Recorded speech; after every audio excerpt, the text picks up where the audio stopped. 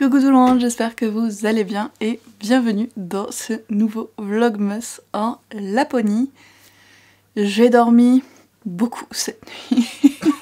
On s'est couché entre 9h et 9h30 du soir jusqu'à 8h du matin. Moi j'ai dormi 10 heures. Yoann voilà, a dormi 10 heures, pas plus, t'es sûr? Moi j'ai l'impression que c'est plus. On est rentré à quelle heure? Vers 8h. Et t'es allé te coucher quasiment directement en fait. Ok. Ah ouais, Yoann il a fait quasiment un tour du cadran. J'ai eu une petite période par contre où je me suis réveillée pendant la nuit. Alors je sais pas si c'est à cause du décalage ou parce que je suis un peu malade que je me suis réveillée. Mais disons que 1 heure après je me suis rendormie. Puis quand le réveil a sonné à 8h, j'étais comme... J'aurais continué à dormir. Donc peut-être que moi aussi j'aurais réussi à faire le tour du cadran au final. Mais ça faisait du bien. On a eu un peu de neige aussi hier, donc on a pu tester le dégivrage des fenêtres, mais c'était super cosy franchement quand t'avais la neige sur toutes les fenêtres, on se sentait encore plus isolé comme dans un cocon, j'étais trop fan. Et puis hier, très bonne nouvelle, j'ai réussi à finir The Nightmare Before Christmas. Enfin.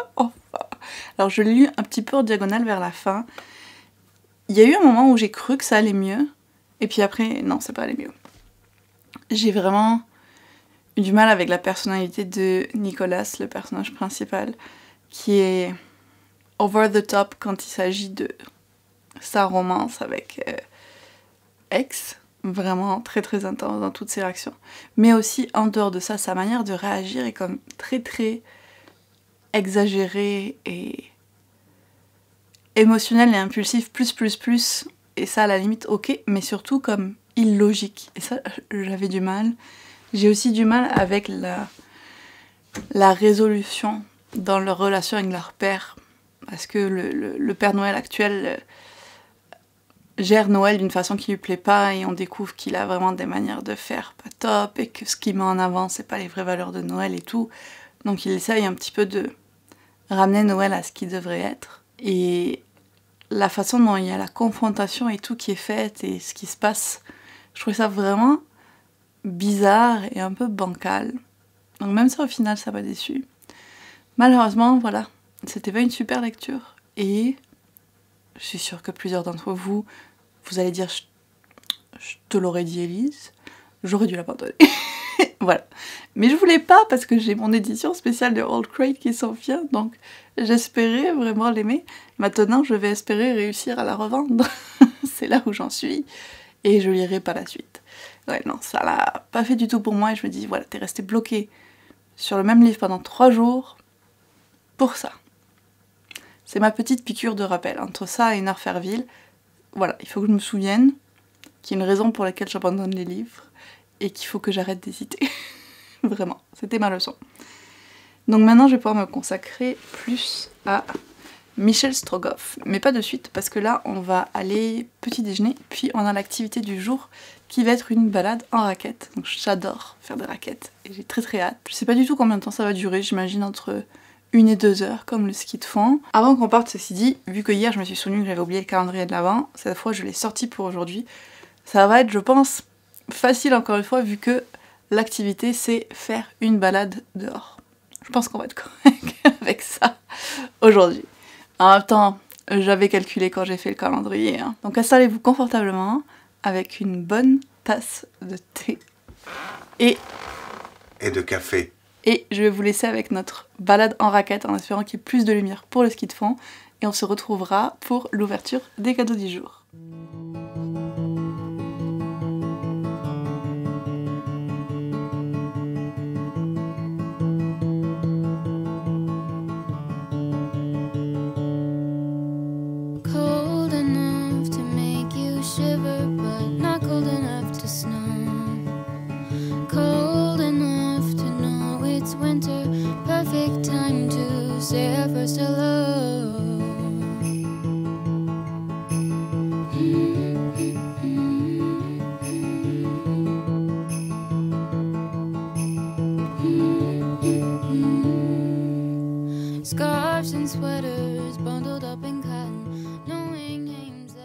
Yoann, je vous jure, à la fin de ces vlogmas, il va prendre ma place. Petit à petit, là, il s'installe, il va faire comme les Bernard l'ermite, et je vais être dégagée de ma chaîne YouTube.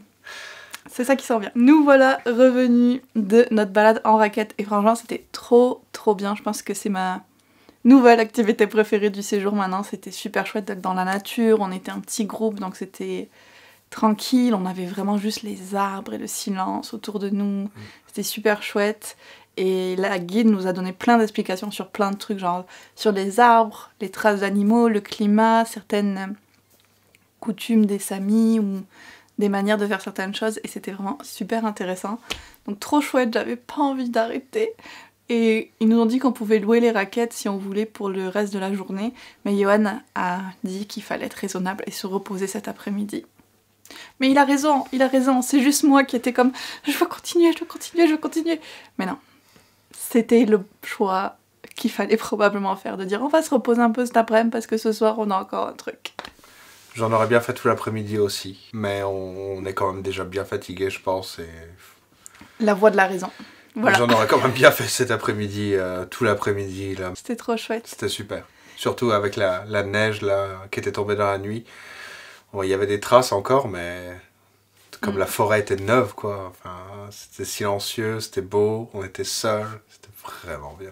Moi, ça m'a fait me rappeler pourquoi j'aime vivre au Québec aussi. C'est parce que les forêts sont un peu différentes, mais on peut aussi faire ce genre d'activité en hiver. Et j'adore ça, donc j'étais comme, j'ai hâte qu'on rentre là en janvier, février et qu'on puisse faire plein de raquettes et de trucs comme ça va être trop bien. Bref, assez parlé raquettes, on y va pour les cadeaux. Tu veux commencer? Ok. Ouais, je préfère commencer avec le tien parce que je pense qu'il va être plus classique et moins surprenant. Ok. Est-ce que ça fait baisser le poids de nos valises? Ça va faire baisser le poids de nos valises. Et je pense que tu vas deviner avec la forme. Les lignes d'or. Oui. Les lignes d'or. Je sais pas si je les ai finis les autres.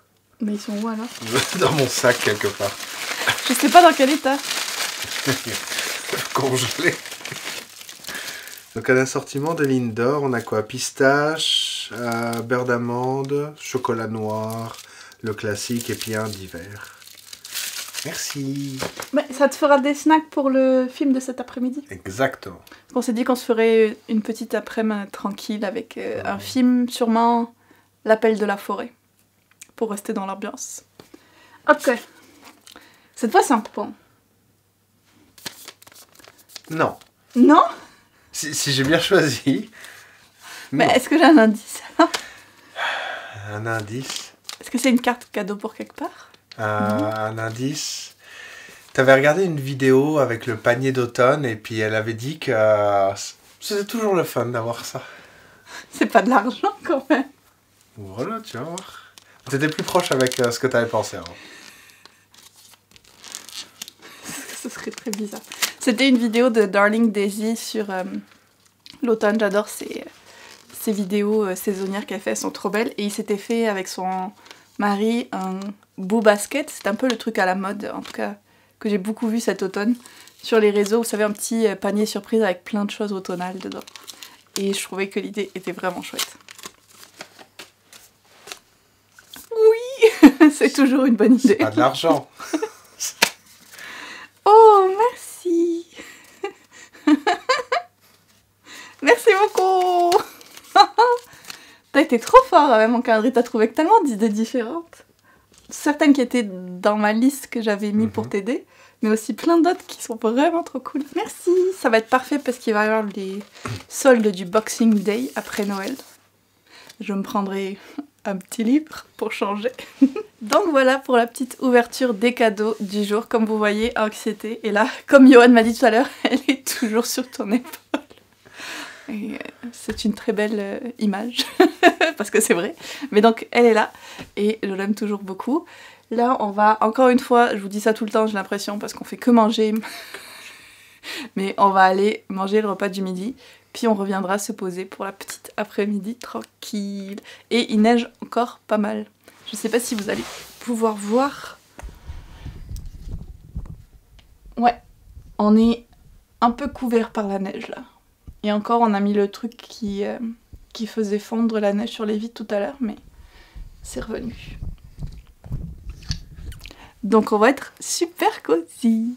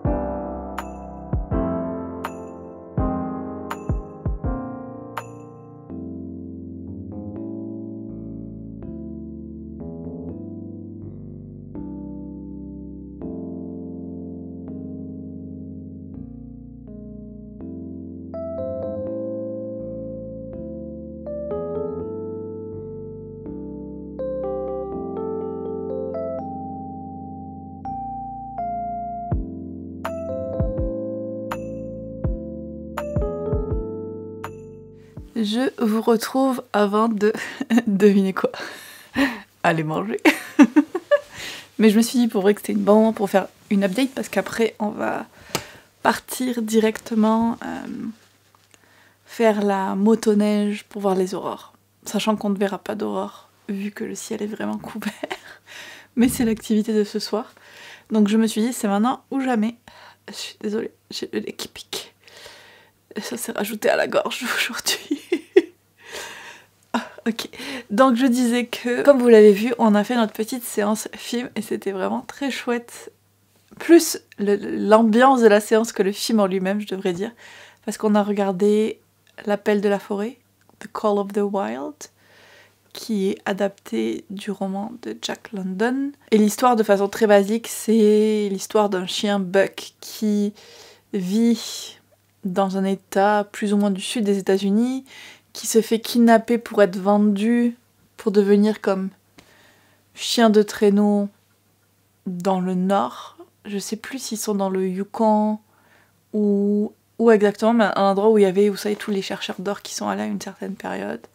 Et donc on va suivre un petit peu ces différentes aventures dans le nord. Et bon, déjà le chien était en CGI, je le savais, mais au-delà de ça, qui était un peu bof déjà, c'est aussi que ils ont beaucoup humanisé les chiens dans le film d'une manière qui était vraiment étrange. Genre, si on pense, je sais pas, au Roi Lion ou à Balto, si on veut être proche des chiens. Là aussi, ils sont quand même assez humanisés, les animaux.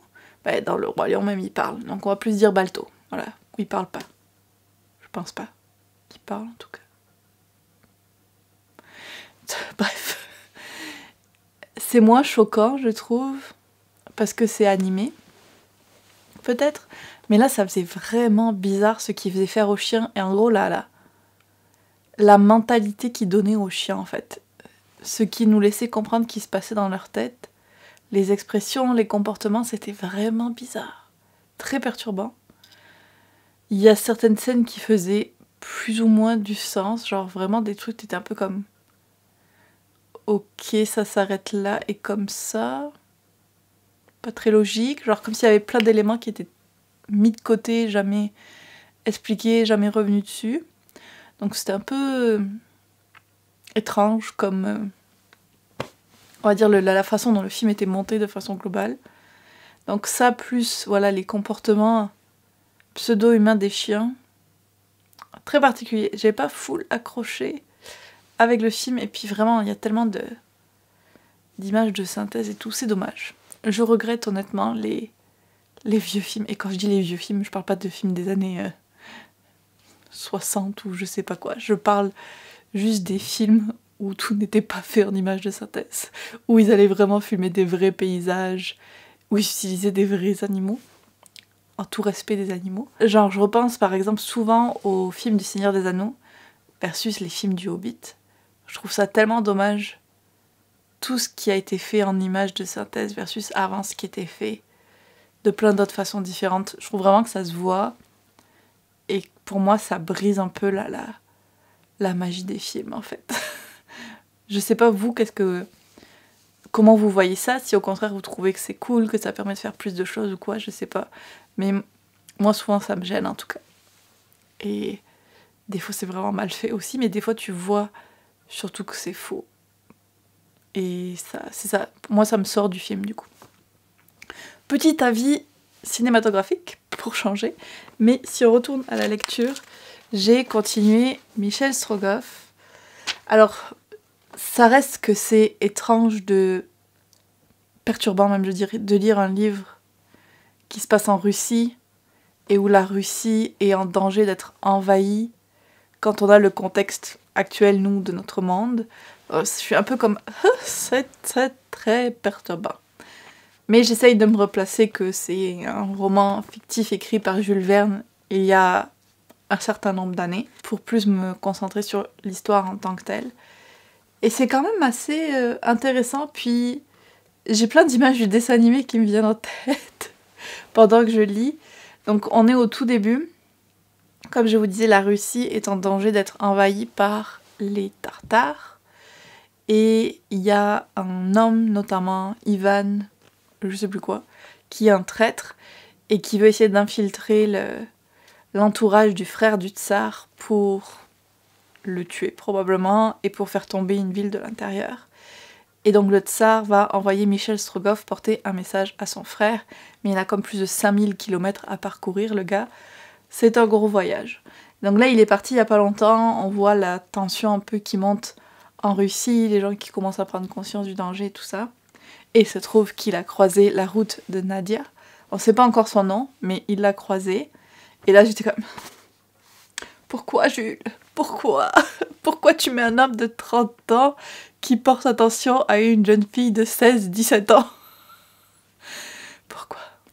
On sait pourquoi. Mais quand même. Ah, c'est dommage. Puis en plus, ce qui est le plus perturbant, ben, je fais la supposition que ça va être Nadia dont il va tomber amoureux. Hein, mais j'ai peut-être tort, mais c'est le seul personnage féminin qu'on a pour le moment. Et puis ils ont l'air qu'ils vont voyager ensemble. Donc je pense que c'est elle. Et ce qui est encore plus perturbant, c'est qu'au début, elle est décrite comme encore une toute jeune fille qui n'est pas encore complètement passée à l'âge adulte, même si elle a l'air d'avoir vécu des choses difficiles. Enfin, tu vois qu'il la regarde d'une manière dont il la juge jeune, pas d'une manière dont il la juge nécessairement comme attirée potentiellement. En même temps, vu l'époque où c'était écrit, ils écrivaient pas nécessairement ces choses-là, mais je trouve que la manière dont il l'a décrit au début est pas du tout romantique, et plus comme un grand frère, presque, un truc comme ça. Et je suis comme, mais qu'est-ce qui va changer? Pourquoi est-ce que tu vas tomber amoureux d'une jeune fille de 16-17 ans alors que tu as le double de son âge? Non, s'il te plaît. Si au moins il avait pu lui donner, je sais pas, 20 ans, allez, quoi, Jules.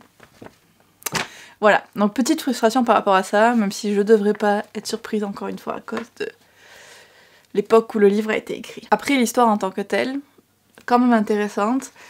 Et là, on vient d'avoir un peu les raisons qui vont faire qu'ils vont voyager ensemble, même si Michel, il essaye surtout de se justifier à lui-même qu'il veut voyager avec Nadia. Là, honnêtement, il se cherche des excuses, il les a trouvées. J'en suis à la page 80, donc il me reste encore pas mal de chemin à parcourir, mais j'en suis presque au quart du livre.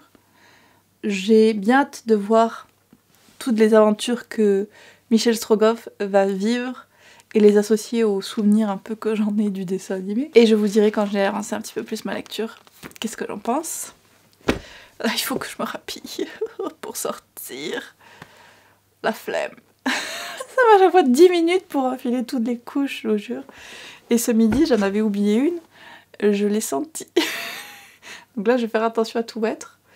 Puis après, il va falloir qu'on revienne encore en ajouter avant d'aller faire la motoneige parce que j'ai trop peur d'avoir froid comme le premier jour.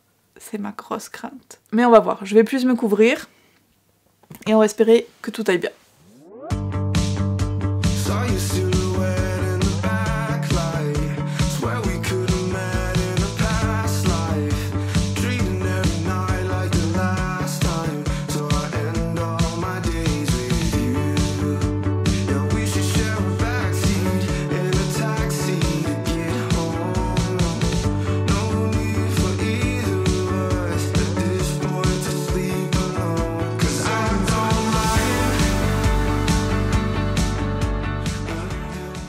Oh my god, quand on est parti pour faire l'activité motoneige, je pensais pas qu'on s'embarquait pour ça. On est parti 3 heures et ça commençait à 20h30, genre... Waouh. Je pensais qu'on allait en faire un petit peu, puis qu'on allait s'arrêter quelque part et essayer d'observer les aurores ou un truc comme ça, ou genre faire 1 heure maximum. Non, non, non. Non, non, non. Même si on enlève le temps qu'il a fallu pour se préparer, on a fait, je pense, au moins 2h30 de motoneige. C'était intense. Puis moi, j'étais vachement stressée. Genre, déjà, le premier jour, ça m'avait stressée, j'étais pas rassurée. Là, c'était toujours le cas, même si cette fois, au moins, mes lunettes se couvraient pas de buée, donc je voyais où on allait. Puis c'est Yohan qui conduisait encore. Mais tout l'allée, j'étais stressée, j'étais comme... Mais on n'en est même pas encore à la moitié, on n'en est pas à la moitié, on va jamais arriver et tout. Puis quand on a fait la pause, du coup, au milieu, où il nous donne encore un peu de gloggy, toujours plus, je me suis dit, ok, au moins là, on a fait la moitié.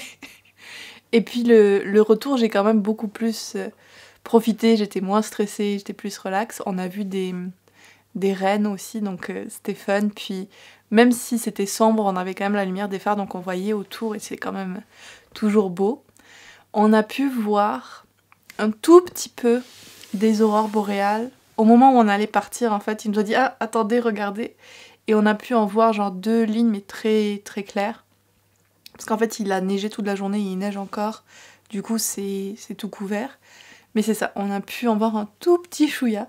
Donc c'était quand même chouette. Et puis, on va espérer encore un petit peu voir si ça se dégage, mais j'ai pas trop d'espoir. On aura eu ça au moins. Puis Johan, je pense que lui, il a bien aimé aussi la snowmobile. Il a beaucoup aimé. Il me fait signe que oui. Je pense que de façon générale, il a plus apprécié cette activité-là que moi. Mais au moins, la deuxième partie, j'étais quand même plus relax. Et vraiment, je pensais pas qu'on allait en faire aussi longtemps. Quand j'ai vu l'heure, quand on était revenus, j'ai comme waouh. J'ai pas regretté d'avoir mis mes petites chaufferettes aux pieds. Ça, je peux vous l'assurer. Et donc, vous vous en doutez, on va arrêter le vlog là parce qu'on va aller se coucher. Dernière nuit, demain, on va devoir faire nos sacs puis partir. Déjà, c'est passé vite. Donc, je vais vous quitter avec le concours du jour qui est très chouette aujourd'hui puisque vous allez pouvoir gagner le pack Romantaisie du jeu de la pile à lire donc qu'on a fait en collaboration avec Hélène Illustration. C'est un pack qui contient 4 extensions donc un peu plus orientées pour les lecteurs lectrices de Romantaisie. On a l'extension romance, l'extension science-fiction fantasy, celle créature et celle personnage. Donc c'est vraiment parfait si ce sont des genres ou des styles de lecture qui vous plaisent. Je vous laisse le lien en description comme d'habitude et je vous dis à demain pour un nouveau Vlogmas.